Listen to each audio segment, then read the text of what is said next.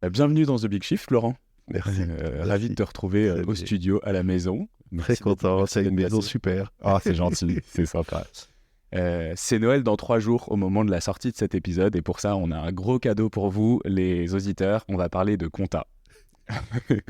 Bon, restez là, c'est beaucoup plus intéressant que ce que vous imaginez. La compta, c'est un peu comme... On le voit un peu comme la dernière roue du carrosse, tu sais, dans l'entreprise. C'est ceux qui tapent sur les doigts quand tous les chiffres sont pas bien renseignés, bien bons, etc. C'est un peu le truc chiant à faire, mais par lequel il faut passer. Et il y a des structures qui sont très normées. On a l'impression que c'est immuable un peu, tu vois, la compta. Mais en fait, elle a un pouvoir qui est phénoménal parce que la compta, elle décide ce qui a de la valeur, ce qui n'en a pas, ce qui en perd, ce qui en gagne. Et vous voyez peut-être un peu où je veux en venir. On va parler de comptabilité écologique. Qu'est-ce qui devrait avoir de la valeur ? Et une raison pour laquelle je voulais enregistrer cet épisode, et je ne pense pas te l'avoir dit, c'est parce que j'ai enregistré un épisode avec Romain Tessèdre de Fago à la rentrée en septembre, dans leur Forest House en Normandie. C'était très sympa. Et on a parlé d'entreprises régénératives. Et dans ce cadre-là, en préparant cet épisode, je m'étais rendu compte que il y avait un économiste qui s'appelle Costanza qui a estimé le potentiel des services écosystémiques à 125 000 milliards de dollars par an pour le monde. Quand on regarde le PIB mondial, je crois qu'on est autour de 80-90 000 milliards. Donc ça veut dire que les services écosystémiques représentent plus de 1,5 fois le PIB mondial. Et que ça, on le voit nulle part dans la comptabilité, donc dans les chiffres, dans les transactions, etc. C'est vu nulle part. En gros, ce que ça veut dire pour ceux qui n'ont pas trop compris, ça veut dire qu'à chaque fois qu'on produit 1 euro de PIB, 1 euro de valeur ajoutée, on utilise 1,5 euro de nature pour le faire. Et que cette nature-là, on se l'accapare, en tout cas on l'utilise et on considère qu'elle est gratuite. Et donc, je ne veux pas vous spoiler plus parce qu'on va expliquer tout ça dans l'épisode, mais aujourd'hui, on va essayer de comprendre pourquoi est-ce que c'est comme ça avec Florent. Et puis, je te laisse te présenter et puis nous dire pourquoi est-ce que c'est toi qu'on a choisi pour discuter de ce sujet-là. Pourquoi on a choisi, ça c'est toi qui as la réponse, mais je me présente, je suis Florent, moi je suis diplômé d'une école de commerce, je ne suis pas expert comptable. Les cours de compta, pour être franc avec toi, c'était aussi la dernière roue du carrosse par rapport au marketing ou à la stratégie, la géopolitique, tout ça. Le SCP, ça me faisait rêver, mais la compta, bof. Et donc j'ai quand même orienté ma carrière autour du contrôle de gestion, du conseil et de la compta. Et puis maintenant, j'ai vraiment choisi de m'engager dans les comptabilités socio-environnementales ou écologiques. Je ne vais pas me battre sur les termes. Il y a 1 an et demi à peu près, j'ai repris une petite société qui s'appelle Tech for Life et qui œuvre assez spécifiquement sur ce sujet-là, en faisant des études, en faisant de la formation, à la fois digitale et présentielle, et puis en faisant de l'accompagnement, du conseil, si tu veux, à certaines entreprises qui essayent d'expérimenter de nouvelles comptabilités qui essaient de compter ce qui compte. Ton introduction était super intéressante avec les services écosystémiques. J'espère qu'on reviendra sur la valeur de la nature. Évidemment, bien sûr. Voilà. On a été mis en relation par Pierre Gilbert qui a fondé une plateforme de masterclass, donc des formations un peu à la Netflix en mini-épisodes de 30 minutes. Tu as enregistré avec lui du coup une formation d'une dizaine d'heures sur la comptabilité de demain, donc la comptabilité essentiellement comment est-ce qu'on prend en compte l'écologie dans cette comptabilité. Je vous conseille d'ailleurs, le lien vers la formation sera dans l'épisode, il sort dans 1 mois je crois, c'est ça ? C'est ça, on a enregistré il y a 2 semaines, c'était éreintant mais passionnant. J'ai vraiment adoré mettre en ordre tout ce que j'avais appris et pratiqué pour le restituer dans un format digital. Je trouvais ça génial l'exercice. Et si vous voulez vous former, envoyez-moi un petit message et puis je suis sûr que j'obtiendrai une petite réduction pour les auditeurs de The Big Shift auprès de Pierre. C'est certain qu'on arrivera à faire ça pour vous. Écoute, commençons. On a commencé cette introduction en parlant des écosystèmes, des services. Est-ce qu'on pourrait définir ce que c'est qu'un service écosystémique qui est rendu par la nature à une entreprise qui en profite ? Je voudrais d'abord mettre une limite mystique. Je suis désolé, Xavier. Je vais mettre une limite mystique à ce qu'on va développer. C'est passionnant ce qu'on va développer, c'est très important, mais je vais mettre ce que j'appelle une limite mystique, c'est-à-dire que la nature n'a pas de prix. mais sa maintenance a un coût. Et tout ce qu'on va dire, il y a un poème que je récite dans le Corsator, un poème d'une Anglaise qui dit « Je regarde une étoile filante, elle est trop belle pour avoir un prix, elle ne sert qu'à une chose, c'est à faire un vœu. » Tu vois ? Et donc, la nature, quand tu vas vouloir lui mettre un prix, il y aurait toujours moyen de trouver plus de prix. La nature, elle a un prix infini. Mais on va faire une convention et on va expliquer pourquoi, parce qu'elle va être utile à prendre conscience. Le 1,2, en fait, je suis dans tout ton raisonnement, mais je voudrais dire qu'il n'y a pas que les services systémiques, il y a une vision mystique qui va au-delà de ça et qu'on ne cherche pas à éradiquer. Par contre, on met ce chiffre de 1,25, je crois que c'était sur ce ratio. Il y a d'autres ratios qui sont beaucoup plus grands, puisqu'il y a beaucoup d'estimations différentes des services écosystémiques. Un service écosystémique, c'est quoi ? C'est quelque chose qui va nous donner, qui va nous être utile d'une certaine manière. Donc, la forêt fait du bois, qui fait des meubles, ça, c'est un service écosystémique. L'abeille pollinise les plantes, la fleur, et bien ça, c'est un service écosystémique. L'eau nous désaltère, on pourrait dire que c'est un service écosystémique, tu vois. On reviendra sur ce sujet, oui. Voilà, donc, ces services... On en bénéficie, mais on les considère comme gratuits et infinis. Gratuits, c'est vrai qu'ils ne nous envoient pas la facture aujourd'hui, mais on pourra en reparler.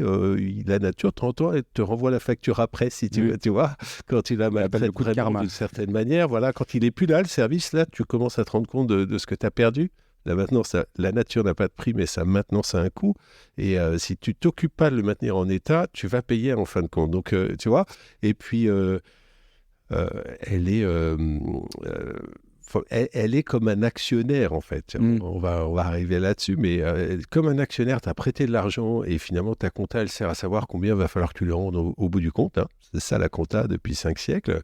Eh bien, la nature, elle te prête plein de trucs dont tu ne te rends pas compte depuis les Lumières, qu'on posait le postulat que la nature était infinie et gratuite. Eh bien, ça, c'est un postulat qui nous a amené un peu dans le mur, on l'a vu. Et on va essayer de prendre conscience de la valeur de ce qu'elle m'a prêté pour me dire qu'est-ce que je vais lui rendre, en fait. Et derrière ça, c'est pas seulement à elle, c'est aussi aux générations futures, parce qu'il y a une question d'habitabilité, évidemment, de la Terre, dont on prend parfaitement conscience aujourd'hui avec les limites planétaires. Donc, en fait, l'enjeu, il va être que la préservation d'un capital, quand tu es chef d'entreprise, un actionnaire t'a prêté 1 million, chaque année, tu gagnes 100 000 balles ou tu perds ou quoi, et ben, ton enjeu est de préserver ce capital à minima et de le faire fructifier si c'est possible. L'entreprise régénérative, elle va essayer de faire fructifier ce que la nature t'a prêté. Bah écoute, hyper intéressant. Et en fait, je me rends compte qu'en préparant cet épisode, j'avais pas du tout abordé la question philosophique de est-ce qu'il faut mettre un coup à la nature ? Je me suis tout de suite dit, bah oui, évidemment, c'est forcément positif de donner un coup à la nature parce que tu te rends compte de ce que tu prends et tu te rends compte parce que si tu... En fait, un coût, c'est un volume fois la rareté de ce qu'on récupère, en gros. Ouais. Et donner ce coût, je me suis dit, bah, c'est forcément une façon de se dire « Ah, voilà, j'ai consommé tant ». Parce que sinon, on le suit pas forcément. Mais je me suis pas du tout posé la question de savoir si c'était forcément bien de codifier ça et de le mettre, de le mettre dans nos tableaux Excel, quoi. Ce qui serait mauvais, c'est de se dire que la nature vaut 2500 milliards et que ça. Ça serait horrible parce qu'on oublierait des tas de trucs, en fait. Ne serait-ce parce qu'on ne la connaît pas, la nature. Par exemple, les espèces vivantes. Si tu dis chaque espèce vivante vaut tant, donc l'écosystème vaut tant, on ne les connaît pas. Donc, il faut reconnaître qu'on n'a pas la maîtrise de la nature. Mais c'est un détour, on va la valoriser pour mesurer des ordres de grandeur. Et pour moi, pour rééquilibrer un rapport entre la redevabilité qu'on a vis-à-vis de notre dirigeant ou de notre actionnaire. Ok, il m'a prêté 1 million, je lui dois beaucoup. Eh ben, il y a quelqu'un d'autre à qui tu dois beaucoup, qui est un grand silencieux, un grand absent de la comptabilité aujourd'hui. Et c'est ce qu'on veut faire changer. Et ce grand absent, c'est les services écosystémiques. Tu peux dire aussi des aspects sociaux autour de ça, mais commençons par la nature. Voilà. La nature t'a prêté beaucoup et pas... On peut l'estimer à ça, tu vois, c'est pas la nature vaut tant, mais il faut que tu prennes conscience de ce que la nature t'a prêté à hauteur de, tu disais, plus que le PIB, tu vois, et il y a des gens qui disent 2 fois plus, il y a des gens qui font des bilans des entreprises avec mon bilan économique, c'est ça, puis après j'ai des couches de bilan qui sont pas économiques, mais socio-environnementales. Ils disent, en général, c'est 2 fois plus. Donc tu peux encore plus montrer. Ce qui est important, c'est de s'ouvrir l'esprit à ce que les entreprises doivent aussi à la nature, comme elles doivent à leurs actionnaires. Et moi, je rêve du moment ou la publication des comptes naturels d'une entreprise, le chef d'entreprise que j'ai été dans ma carrière sera aussi stressé et pétoché que dans son conseil d'administration. Tu vois, conseil d'administration, il passe devant l'actionnaire peut lui dire dehors et tout. Et ben, il est stressé parce que j'ai bien préparé mes slides et tout. Et ben, je trouve qu'on devrait reporter ce qu'on a fait à la nature avec le même stress. C'est pas... Ouais. Mais historiquement, alors, si on revient un peu, donc tu disais les Lumières, postulat de nature infinie, nature gratuite. Est-ce qu'il y a d'autres choses qui font que la comptabilité aujourd'hui, on ne prenne pas du tout en compte? Est-ce que c'est une histoire de colonisation? Est-ce que c'est une histoire d'appropriation de territoires sur lesquels on est? Pourquoi est-ce que dans la comptabilité aujourd'hui, on ne prend pas du tout en compte ces critères? Alors, je voudrais d'abord poser une chose avant de te répondre plus précisément, c'est que la compta, c'est une représentation, c'est un langage. C'est un langage chiffré. Compter étymologiquement, c'est-à-dire comme putare, comme c'est avec, compagnon, et puis putare, putatif, c'est l'expérience de la pensée. En fait, la comptabilité, c'est penser avec. Alors, tu peux dire c'est penser avec des chiffres, ou c'est penser avec des contreparties, que ce soit mon actionnaire ou mon fournisseur. Tu sais, les comptes, c'est toujours en partie double, avec ça va à gauche et ça va à droite, et on exprime des dettes et des... Donc, la comptabilité, c'est une représentation qui a toujours suivi les évolutions de la civilisation. Donc, si tu me permets, je vais reformuler ta question un peu différemment, merci. Eh bien, je vais la reformuler en disant pourquoi la comptabilité n'a-t-elle pas suivi la prise de conscience de la finitude du monde qu'on a maintenant depuis les scientifiques, ça fait quand même 50 ans ou même 100 ans qu'ils nous le disent, et maintenant, justement, l'économie commence à dire, voilà, ça va plus. Il y a pas mal de gens dans le monde économique qui disent des fonds d'investissement, je pense à Fabrice Bodifet, il y a plein de gens qui nous disent que les limites sont là et qu'il faut se... Voilà. Alors, donc, pourquoi la compta n'a pas suivi aujourd'hui? Alors, maintenant, je viens sur ta question. Historiquement, la compta existe depuis absolument toujours. J'ai été surpris en préparant ce cours à temps et en remontant vraiment loin de comprendre qu'on a compté avant d'écrire. Tu as à l'Aurignacien, c'est-à-dire il y a 20-30 000 ans, tu as des bouts de bois ou des bouts d'os qui sont entaillés. Et il y a quelqu'un qui a compté un truc en mettant des entailles, tu vois. Cette personne était très très loin de savoir lire et écrire, pas d'écriture, et puis même on pourrait dire qu'il était loin des maths. On ne sait pas si on savait faire des additions à l'époque. 3 plus 2 égale 5, on ne sait pas vraiment. En tout cas, cette personne, elle a compté. Alors, est-ce qu'elle a compté des lunes? Est-ce qu'elle a compté le gibier qui rentrait le tableau de chasse? Bon. Mais la compta, elle est arrivée, elle a toujours suivi le développement de la civilisation. Évidemment, au néolithique, c'est devenu très important de compter, parce que quand tu as un troupeau, tu pars avec 28 chèvres dans la montagne, et tu en as 2 mangés par le loup, 3 perdus, 10 nouveaux agneaux. Et là, assez vite, la mécanique se met en place de... la communauté m'a prêté 28 chèvres, je reviens avec 34, bien joué. Cette année, c'est pas mal. Donc, elle a suivi la civilisation, et pourquoi je dis qu'aux Lumières, il y a eu cette déconnexion, ce décollage de l'économie qui est devenu hors sol, en fait, et au point de, considérant la nature comme gratuite, prendre ce que la nature me donnait, le valoriser, le cramer, j'ai envie de dire, et produire mon profit avec, et jeter ce qui reste dans la nature. Eh bien, ça date vraiment des Lumières. Je vais prendre l'exemple de John Locke et son rapport à la propriété, qui est connu pour ceux qui ont fait de l'histoire un peu ou de la philo, parce que c'est des questions qui nous connectent à la philo. Il dit, quand je vais me promener, il se pose la question, qu'est-ce qui m'appartient? Et il dit, mon corps, il m'appartient, ça c'est sûr, il n'y a personne d'autre et tout. Ensuite, quand je vais me promener dans la forêt, je vois des pommes et je les ramène chez moi. Quand je la mange, je l'ai déjà avalé, c'est à moi. Et finalement, comme j'ai fait l'effort d'aller ramasser ces pommes, elles sont à moi. Quand elles sont chez moi, elles sont à moi. Et quand déjà dans la forêt, quand je l'ai prise et j'ai porté sur mon dos, j'ai travaillé à la ramener, c'est à moi. Ça, c'est l'esprit que tu vas trouver chez un colon qui arrive aux États-Unis, irlandais, mi-19e, et on lui donne un lopin de terre qui est dans les grands espaces qui appartenaient à personne. En fait, j'appartenais à quelqu'un, mais ça, on va ignorer, les populations locales. Donc, ça fera lien à la colonisation dont tu parlais.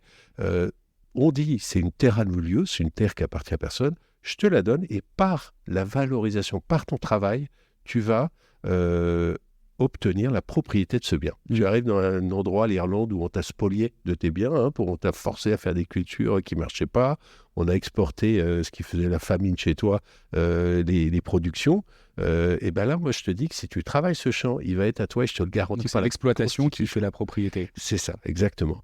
La propriété, et donc la comptabilité et l'économie, est fondée sur l'exploitation. Alors là, on arrive sur, évidemment, la colonisation, mes aventures coloniales, on arrive sur énormément de choses, et derrière, toute l'extension financière qu'on aura eue au XXe siècle, donc le siècle bourgeois du XIXe avec la technologie qui permet de produire énormément de valeur, ce qu'on peut appeler le propriétarisme, qui est un culte de la propriété individuelle aux dépens de la propriété commune, collective, comme les parties communes de ton immeuble. Là, tu vois, c'est un certain nombre d'individus, voire universel, comme le littoral en France, dont on dit que c'est un commun.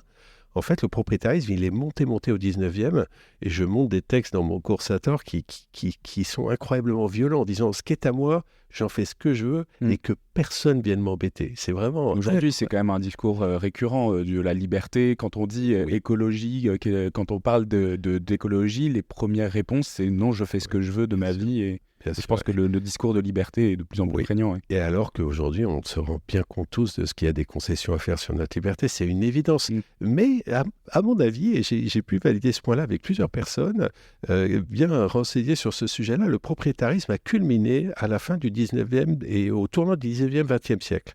Je vais te donner un exemple. Tu hérites de tes parents d'une très belle propriété qui est au bord de la mer, avec des bois et avec des étangs. Ouais. Au 19e, ce que tu négocies, c'est que tu vas mettre des murs partout pour que personne ne vienne t'embêter, que ta plage soit à toi. Tu vas faire des coupes rases sur ta forêt parce que tu as envie de voir la mer. Et puis, tu vas mettre des carpes ou des étangs, des trucs dans ton étang. Tu vas le reconfigurer façon japonaise et très bien, aucun problème. Aujourd'hui, tu peux faire aucune de ces trois choses.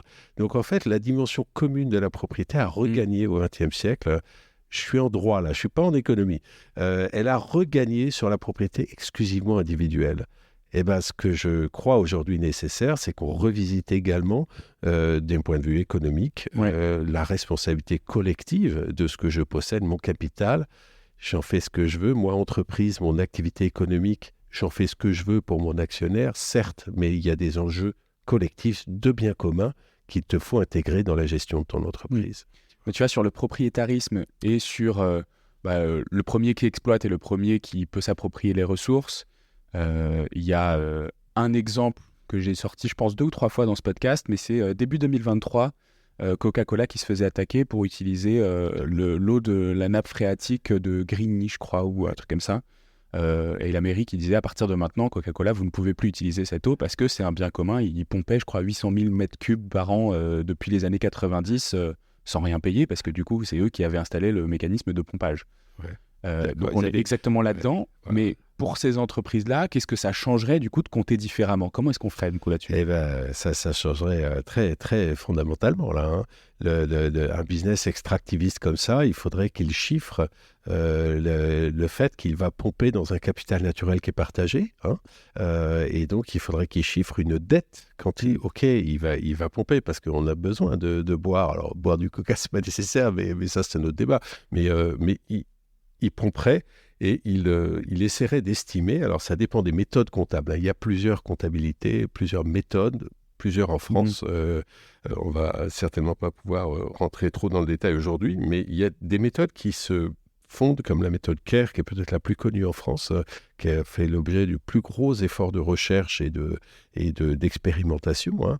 Eh bien cette méthode, elle va partir des coûts de préservation de la nature, c'est-à-dire elle va dire...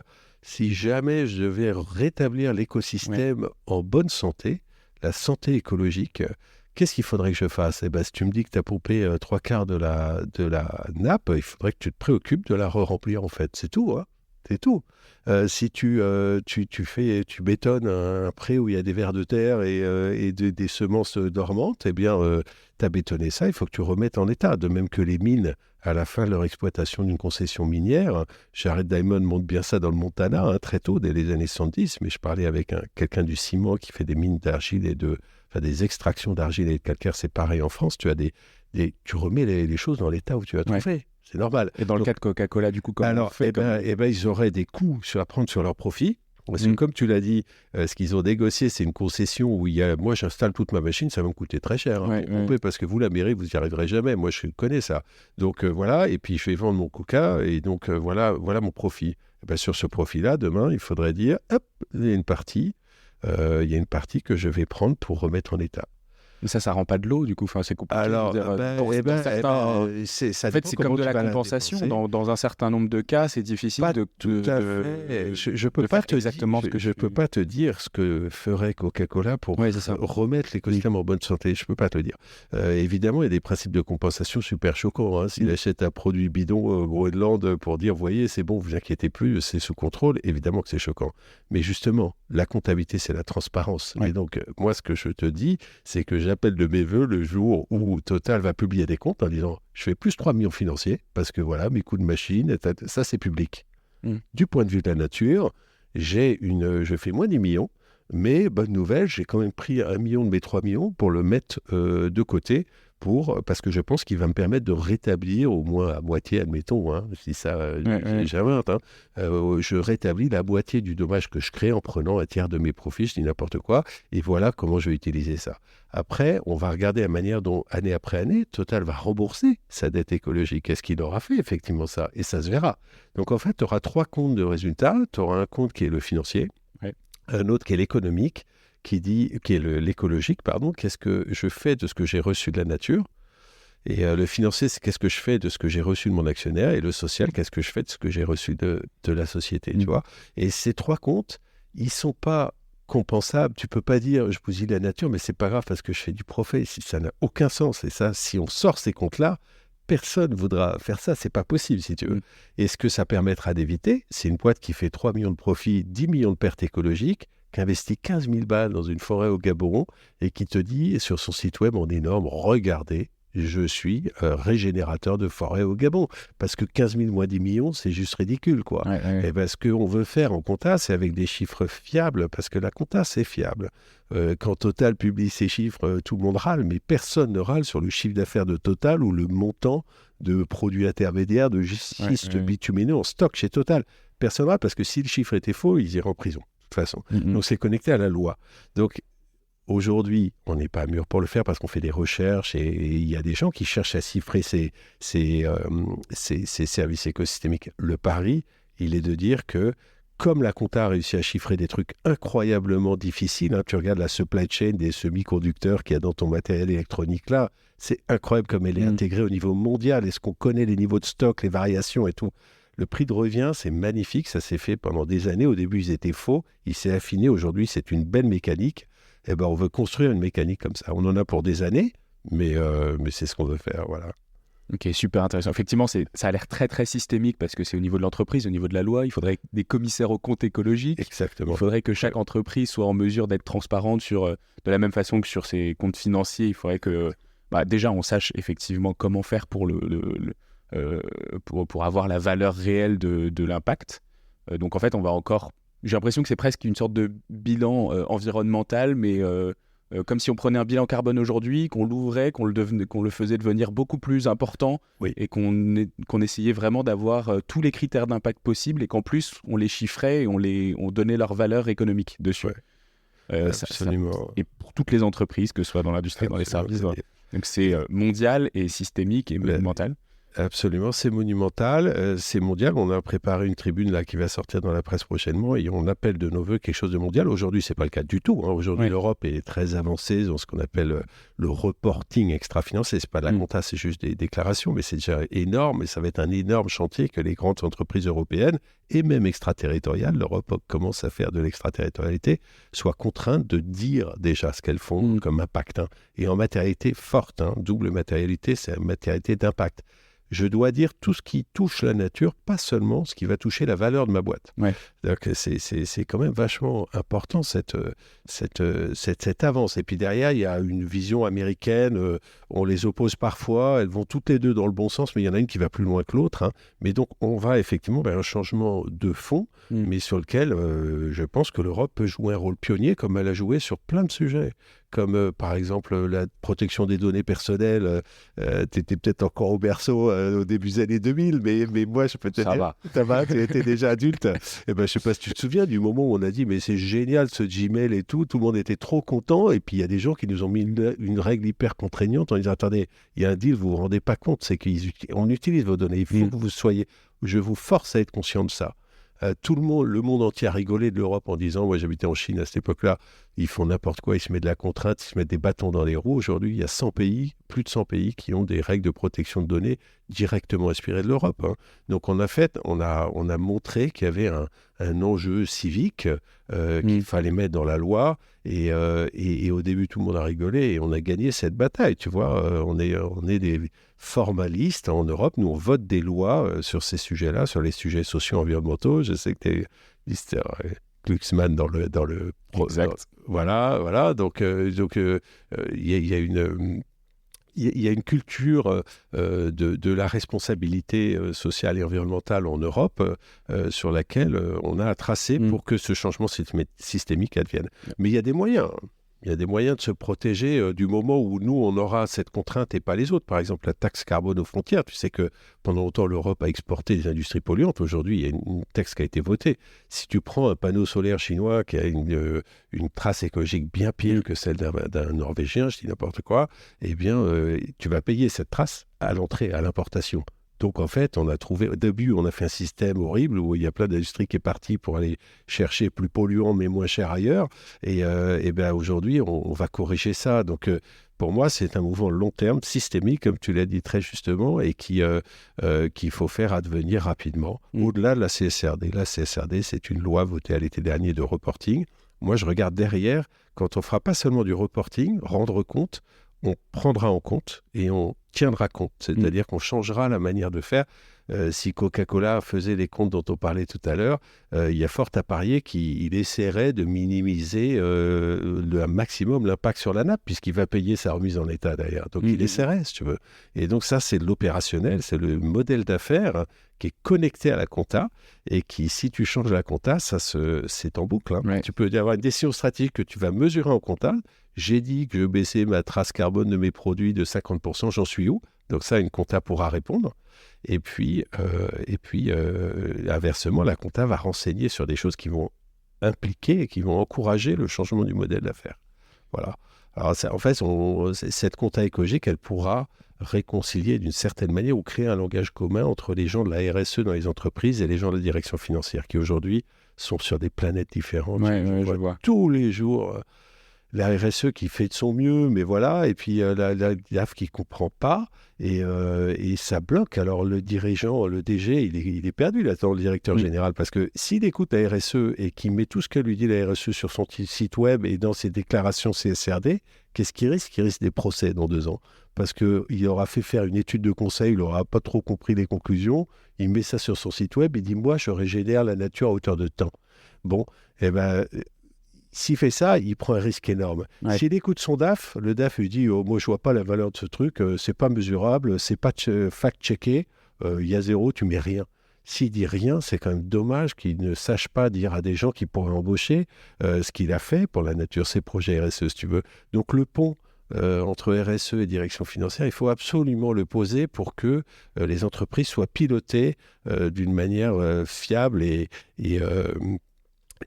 cohérente par rapport à toutes les facettes de la responsabilité.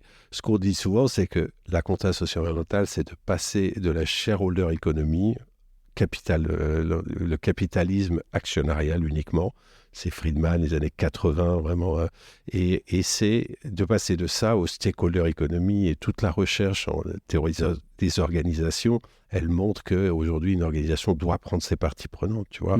Et ben c'est ça qu'on fait, en fait, tu vois, puisqu'on aura des reportings qui pourront renseigner. Aujourd'hui, Total, on a des chiffres super précis sur les financiers, mais on dit qu'en Ouganda, vous abîmez la forêt de temps, et là, on part dans des débats où on ne sait pas où on en est. Ben, demain, on a une compta qui dit, moi, c'est ça le bilan, et qu'elle ait cette fiabilité. Il y a beaucoup de boulot de part et d'autre. Alors, j'aimerais bien qu'on revienne un peu sur la partie qu'on a commencé à évoquer sur les enjeux... les enjeux systémiques de comment est-ce que ça se met en place. Mais avant ça, pour être certain que tout le monde ait compris, j'aimerais qu'on fasse un petit exercice. Imaginons que je suis un arbre, je suis dans une forêt, Voilà, je suis à disposition d'une scierie et probablement que je vais être transformé en meuble. Comment est-ce que je serai comptabilisé aujourd'hui et comment est-ce que je pourrais être comptabilisé demain si on appliquait tout ce dont tu m'as parlé là? Je suis un arbre. Alors, Moi ou toi, ouais, nous sommes des arbres et nous sommes prêts à être arbres. Alors, il y a plusieurs manières de considérer ta valeur comme un arbre. La première, c'est la valeur d'usage. C'est que si je te coupe et que je fais des planches, je peux tirer 14 € chez Ikea. Donc, ça, c'est une valeur, mais complètement minimaliste. Ce que va faire la comptabilité socio-environnementale pour essayer d'estimer, encore une fois, c'est une estimation forcément sous la réalité, mais c'est pas grave parce qu'elle nous fait comprendre la valeur énorme de ce que la nature nous fournit. La valeur. Et cette valeur-là, on va la respecter, on va être redevable vis-à-vis de cette valeur. C'est le but de la valeur. Une valeur d'usage, c'est de dire tu es un arbre dans une forêt, forêt du Tronchet.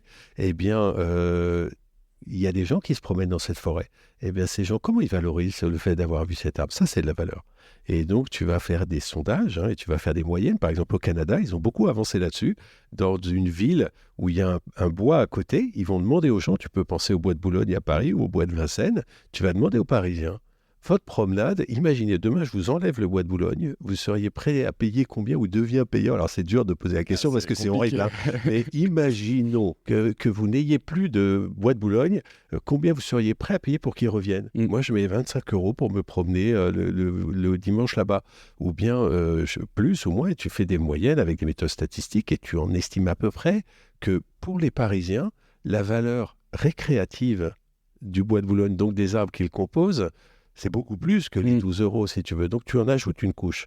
Tu as des gens, après, on tombe sur des éléments un peu philanthropiques, mais qui ne sont pas moins importants. Tu as des gens qui disent, moi, je suis content que le bois de Boulogne soit là, juste parce qu'il est là, même si j'y vais pas. Donc, c'est une valeur très indirecte, si tu veux. Il y a des gens que je trouve extrêmement respectables qui te disent, moi, je donne de la valeur au bois de Boulogne parce que mes enfants pourront en profiter. Voilà, ils pensent à ça, ils disent, c'est la valeur pour les générations futures. Toutes ces valeurs-là, tu vas pouvoir essayer de les estimer. Et tu vas arriver à un prix de l'arbre qui, je pense, sera supérieur à 12 €. Et donc, si un projet te dit que je coupe cet arbre parce que comme ça, je gagne 12 € pour Ikea, eh bien...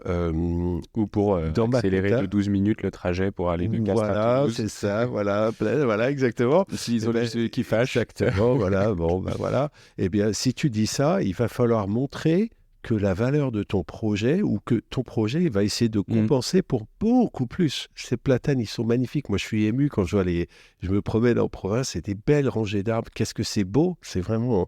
Et ben, cette beauté-là, si tu veux la casser, il va falloir la payer. C'est ça qu'on dit, en fait. On ne va pas dire que l'homme va arrêter de casser des beautés naturelles. Et de toute façon, c'est des arbitrages qui sont faits à des niveaux locaux. Mais on veut un mécanisme où on sache, si tu veux péter cet arbre, qu'il vaut plus que des planches ou un accès, si tu veux. Tu vois, tu vas devoir justifier. Mais alors là, tu vois, on a parlé beaucoup en coût de la nature, parce que tu me dis, oui, ça a un coût de régénération.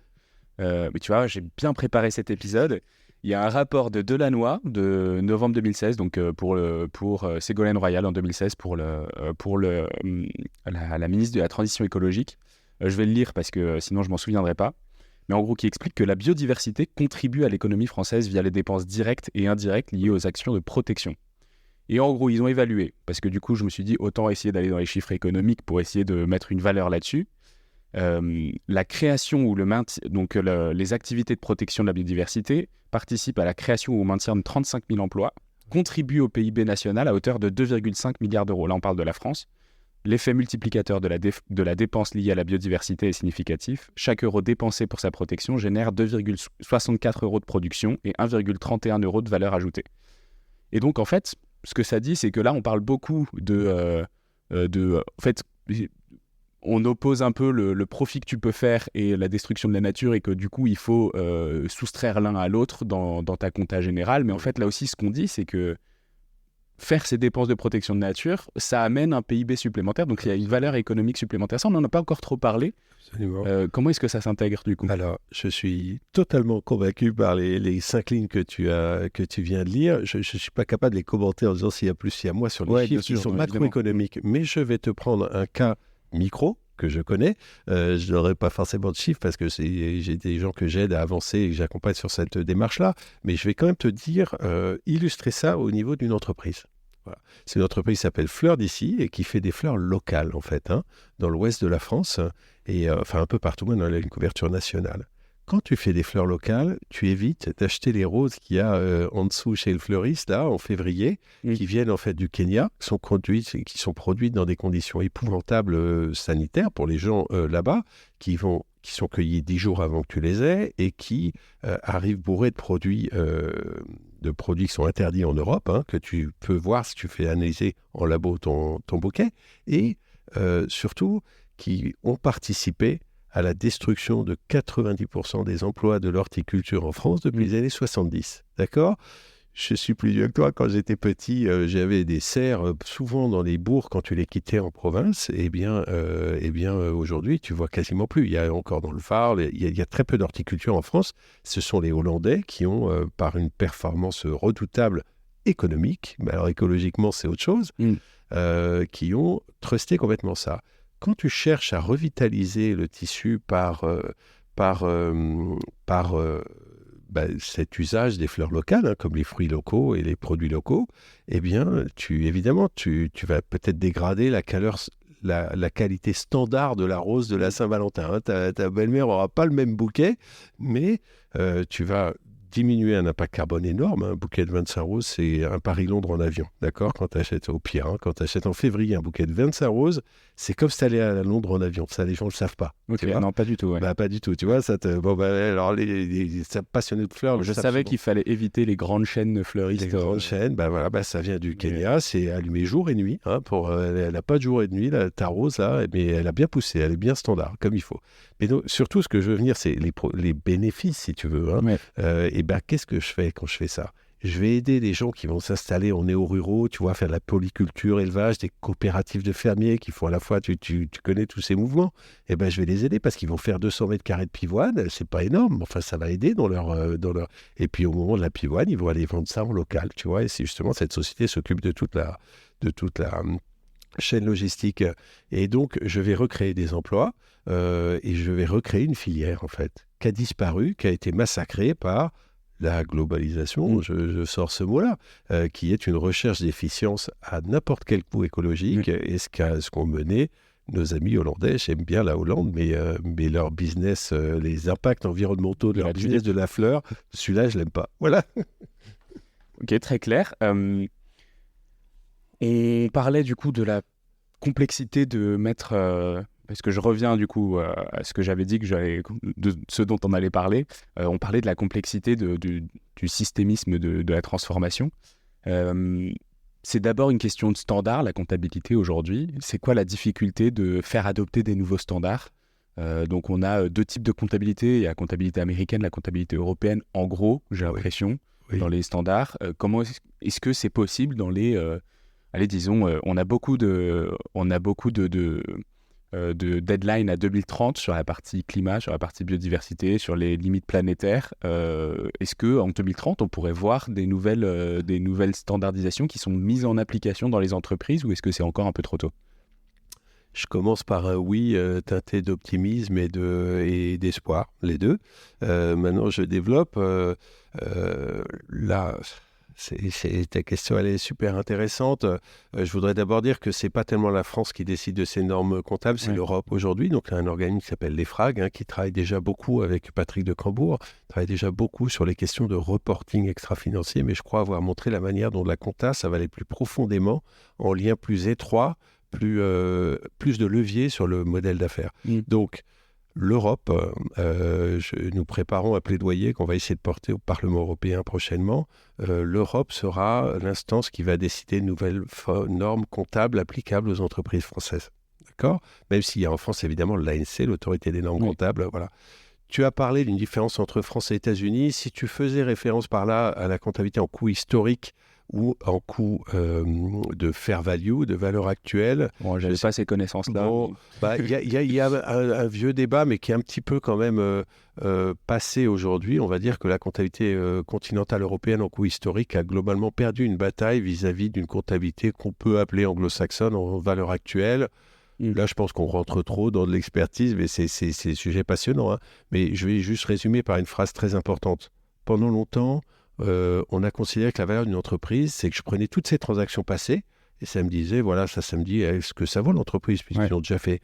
Ensuite, on a dit, mais non, c'est pas ça. Par exemple, si j'avais acheté un immeuble, je vois un immeuble en face de moi, il y a 20 ans, je l'avais acheté tant. La valeur actuelle, elle te dit, non, s'il vaut tant aujourd'hui sur le marché, même si c'est plus, je prends la valeur. Parce qu'elle est déjà là et il est à toi là, et il vaut très cher. Donc, c'est plus précis de dire, si tu devais vendre la boîte demain, tu aurais le prix d'aujourd'hui de cet immeuble. Le problème, c'est que ce n'est pas forcément très prudent. Hein. Avant, on le faisait, mais que quand ça baissait, en fait, le principe de prudence. Donc, la compta du présent, elle nous amène à des fluctuations et à ce que j'appelle une tyrannie du présent, une volatilité terrible qui est celle de la... Ça permet à Elon Musk d'acheter Twitter avec des collatéraux de sa boîte de Tesla dont il n'a pas la propriété des actions en direct. Voilà, c'est exactement ça, Xavier. Et puis, je vais donner un chiffre aussi, c'est que sur certains marchés américains, je crois que c'est le Nasdaq, je ne suis pas certain, mais certains marchés américains, la durée de détention d'une action aujourd'hui, c'est 2 jours et demi. D'accord ? Une action sur les marchés actions, dans ce qu'a dit le capitalisme au début, c'est que tel entrepreneur, moi je suis investisseur, j'ai regardé ce qu'il faisait, Elon Musk fait des voitures, j'aime bien, je lui confie mon argent parce que je pense que sa stratégie est bonne et que les fruits de sa stratégie vont me bénéficier. Bon... Ça, c'est d'accord, mais quand tu fais ça en 2 jours et demi, il n'a pas le temps de changer la face du secteur automobile mondial. Tu fais juste ça parce que tu penses que demain, quand il va déclarer ses chiffres d'affaires, ça sera un peu plus que ça, donc il y aura plus 3%, et voilà, en 2 jours, je fais 3%. Bon, ça, on est éloigné du compagnonnage entre l'actionnaire et le dirigeant sur lequel s'était fondé le capital. Tu veux, on est dans la spéculation. Je pense qu'il y a peu de gens pour contester ça. Donc en fait, nous, ce qu'on dit avec comptabilité socio-environnementale, c'est que fini le coût historique, parce que c'est vrai qu'il est retardé d'un cran. Ouais. Fini la valeur actuelle, là, parce qu'elle nous soumet à la tyrannie du présent et à des mouvements browniens spéculatifs difficiles. C'est la comptabilité de l'avenir, tout simplement. C'est ce que je te disais tout à l'heure, c'est-à-dire que quand Coca-Cola fait sa source, eh bien, je pense à reconstituer Mana. Ça, c'est ce que j'appelle une comptabilité d'avenir, c'est-à-dire qu'on garantit l'habitabilité de la planète pour les générations futures. C'est ça qu'on veut faire. Et alors, comment ça se traduit donc dans votre tribune et Alors, dans nos activités, donc là, on a fait un projet que j'ai trouvé vraiment... Ça, c'est avec Tech for Life ou Voilà, Tech for Life, c'est la société Tech for Life, et avec d'autres gens. On a fait avec des membres du cabinet RSM, un cabinet d'audit, des grands cabinets français, et puis avec des étudiants d'une association de l'école de commerce HEC qui s'appelle HEC Impulse, qui consiste à détacher des étudiants pendant 5-6 mois sur des projets qu'ils trouvent intéressants, projets impact. D'accord. Ton podcast est vraiment sur l'impact, et je signale cette association qui est vraiment super. Donc, on fait un dossier, on postule, et puis s'ils sont d'accord, si les étudiants trouvent ça intéressant, ils te donnent 5 étudiants pendant 6 mois. Et c'est super parce qu'on a eu des gens extraordinaires qui nous ont même questionné, challengé dans nos trucs, et on a fait un recensement et des retours d'expérience de mise en œuvre de comptabilité socio-environnementale. Parce que je n'ai pas répondu complètement à ta question, il y a des standards, mais il y a aussi des pionniers qui essayent. Ouais. Le standard, c'est top-down, ça descend, c'est voté à Bruxelles, et puis maintenant, il faut le faire, c'est SRD. Mais il y a des pionniers qui essayent, il y en a plein, il y en a des dizaines. Et bien, ce qu'on a voulu faire dans cette étude, et ces dizaines-là, elles vont venir nourrir la future norme. Tu vois, en disant... Moi, ça veut dire qu'en tant qu'entreprise, aujourd'hui, tu as le droit de faire une compta qui est différente de celle des normes. Tu ne vas pas dire, j'ai provisionné tant pour les bénéfices écologiques, et donc je ne paye pas d'impôt à Bercy. Ouais. Donc là, on tombe sur le ministère de la Transition, le ministère de l'Économie, qui ont des intérêts un peu divers. Il y en a qui veulent financer et d'autres qui veulent que les boîtes fassent du profit et qu'elles payent des impôts. C'est normal, c'est un conflit d'intérêts structurel, mais qui se manifeste là. Alors, ce projet Cube, eh bien, on a fait ce recensement, on a listé des dizaines d'entreprises, on en a interviewé comment ça s'est passé, ça a duré plus longtemps, ou pas directement les entreprises, pas les méthodes comme CARE dont j'ai parlé, ou Lyft, ou Goodwill Management. Il y a plusieurs méthodes, compta universel, il y en a 6 ou 7 en France. Eh bien, on a interrogé les entreprises qui, de manière pionnière, volontaire, avaient essayé. Et on leur a dit comment ça s'est passé, est-ce que vous avez réussi à déployer, vous avez fait un pilote, vous avez quelles leçons vous en retirez. Et c'était passionnant de recueillir tout ça et d'essayer de le partager et de le communiquer. Donc on a fait une réunion de présentation à Paris. Et puis on écrit une tribune qui va sortir bientôt dans la presse nationale. Et puis ensuite, on va mobiliser des eurodéputés. On connaît plusieurs eurodéputés pour aller faire parler les étudiants qui nous ont aidés au nom de notre projet Cube, pour les faire parler et dire à la communauté européenne, nous, on va faire carrière dans le monde des affaires, on va tenir des responsabilités, on n'a pas envie d'être sur des comptes qui racontent un tiers de l'histoire, en fait. On voudrait bien avoir des comptes qui vont nous permettre de piloter le business de manière équilibrée, parce que c'est ce que veulent les jeunes HEC aujourd'hui. Et donc voilà, c'est ce plaidoyer-là qu'on va essayer de porter à la communauté européenne. Ok, ce serait quoi, avant de boucler cet épisode qui dure depuis déjà bien 50 minutes, si tu avais un conseil à donner à une entreprise qui produit des produits, pas forcément des services, mais plutôt du produit, quelque chose d'assez matériel, ce serait quoi la première étape pour essayer d'intégrer quelque chose, même si on ne fait pas tout d'un coup, parce que c'est compliqué? Ce serait quoi la première étape qui te paraît la plus importante? Je vais en dire plusieurs si tu veux bien. La première, c'est formez-vous à ce que sont les comptabilités socio-environnementales, parce que n'attendez pas qu'une norme soit publiée par votre expert comptable, parce qu'il y a des expérimentations. Ouvrez les yeux sur ce qui est aujourd'hui disponible en termes de comptabilité socio-environnementale, les gens qui ont essayé, ce qu'ils en ont retiré. Il y a déjà de la pratique, vraiment beaucoup. Il y a des groupes qui font ça complètement. Et donc, ouvrez les yeux, formez-vous. Les étapes suivantes, ça sera de choisir une méthode pour se jeter à l'eau s'ils le souhaitent. Et là, il y a un choix qui est un peu difficile entre le niveau d'ambition, on parlait de Kerr tout à l'heure qui est extrêmement ambitieux, et le niveau d'accessibilité. Mais le problème, c'est que si on choisit vraiment le total accessible, on tombe sur des choses pas forcément... voilà, il faut voir ce qui est faisable en fait pour vous. Et à ce moment-là, expérimentez. Voilà mon conseil, écoutez, expérimenter. Voilà les deux verbes que j'ai envie de dire pour tester ça, en parler autour de vous, connaître des gens qui le font, parce que si vous ne le faites pas, ça va venir sous la forme de la coercition avec la norme CSRD qui va vous tomber tout à coup. Vous êtes une PME qui fait des produits. Tout à coup, vous travaillez pour un grand groupe, Michelin, je dis n'importe quoi, qui va vous dire, moi je suis CSRD, donc maintenant il faut que vous me déclariez tout ça, parce qu'on va dans les scopes 2 et 3. Et donc, vous allez devoir remplir des formulaires. Alors que là, ce qu'on vous propose, c'est d'essayer de mesurer ce que vaut votre entreprise, pas seulement vis-à-vis de l'actionnaire, mais ce qu'elle vaut aussi vis-à-vis de la nature. Si vous détruisez la nature à tout va, elle ne vaut pas grand-chose. Elle est même, on pourrait dire, en faillite écologique. Et si vous voulez mon avis, si vous ne faites rien, dans quelques années, on va vous en reparler de la faillite écologique. Et c'est quand même un process qui est quand même légal, si tu veux. La faillite, c'est au tribunal. C'est un terme... inventé ou c'est un terme J'ai posé la question à Emmanuel Faber qui intervenait au Bernardin récemment. Il m'a dit oui, le terme est intéressant, mais il n'a pas tellement développé. La faillite, c'est quoi? Tu es dirigeant d'une entreprise. J'ai été dans une entreprise à un moment qui avait des difficultés. Les actionnaires t'ont passé 1 million. Tu as perdu 200 000, puis 250 000, puis encore 100 000 cette année. Oui. En fait, la moitié de ce que les gens t'ont donné, tu l'as cramé. Et voilà, c'est ça. Eh bien, il faut que tu ailles au tribunal, dire excusez-moi, moi, j'ai des employés, j'ai des stocks et j'ai des fournisseurs. Je suis en train de mettre en danger ça, ma boîte est en danger. Donc, je vous déclare que je suis en redressement, je ne sais pas quoi, puis il y a des tas de procédures. Donc, l'idée, c'est que quand tu as cramé ce qu'on t'a donné, actionnarial, tu es obligé d'aller te mettre sous la protection de l'État. File for protection en anglais. Et donc, cette idée-là, moi, je pense que, alors là, c'est pas demain, c'est après-demain, parce qu'il y a une connexion avec le juridique, mais une boîte qui en fait est écologique, qui ne sait pas redresser son activité du point de vue écologique par des chiffres, la compta. Donc d'abord, on va faire la compta, puis après, on verra comment on tient la barre. Mais une boîte, moi, je pense qu'on devra l'appeler en faillite écologique. Voilà. Et donc, je reviens à ton conseil aux entreprises. L'évolution à long terme qu'on souhaite tous et qui est en train de se faire, c'est quand même une bonne nouvelle. C'est que on demande la prise en compte des impacts.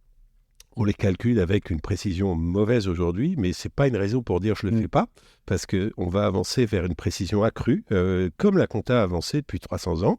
Et donc allez-y pour ne pas vous laisser prendre par un étau qui sera beaucoup moins confortable, qui est celui de l'opinion publique, qui est celui des jeunes qui viennent travailler pour vous, qui est celui de l'appareil législatif. Voilà. Donc voilà. Super, écoute, merci beaucoup Florent, c'était super intéressant, j'ai appris plein de trucs. Si vous êtes encore là d'ailleurs en tant qu'auditeur, c'est probablement que vous êtes super content de l'épisode et que vous avez appris plein de trucs. N'hésitez pas à mettre 5 étoiles sur votre appli de podcast et laisser un commentaire, ça nous aide énormément à avancer. Merci beaucoup Xavier, c'était un vrai plaisir de travailler avec toi. J'ai adoré de voir la manière dont tu rentrais dans les sujets et les questions que tu as posées. Merci beaucoup. Écoute, super, merci beaucoup. Et puis moi, je vous retrouve très bientôt pour un nouvel épisode et puis surtout, bonne année 2024. C'est la fin de cet épisode de The Big Shift. J'espère qu'il vous a plu et que vous en avez retiré quelque chose pour votre vie quotidienne. C'est ça le plus important. C'est beaucoup plus simple de parler du sujet sensible de l'environnement quand ses amis ou sa famille sont vraiment informés. Alors partagez le plus possible The Big Shift, ça aidera tout le monde. Et si vous avez des questions, des sujets que vous souhaitez qu'on aborde, des invités que vous voulez entendre, ou tout simplement que vous voulez qu'on discute de cet épisode, envoyez-moi un message sur LinkedIn. The Big Shift est produit par Echoes Studio. Si vous avez un projet audio, contactez-nous sur www.echoes.studio. Merci d'avoir écouté jusqu'au bout. Je vous retrouve très bientôt pour un nouvel épisode.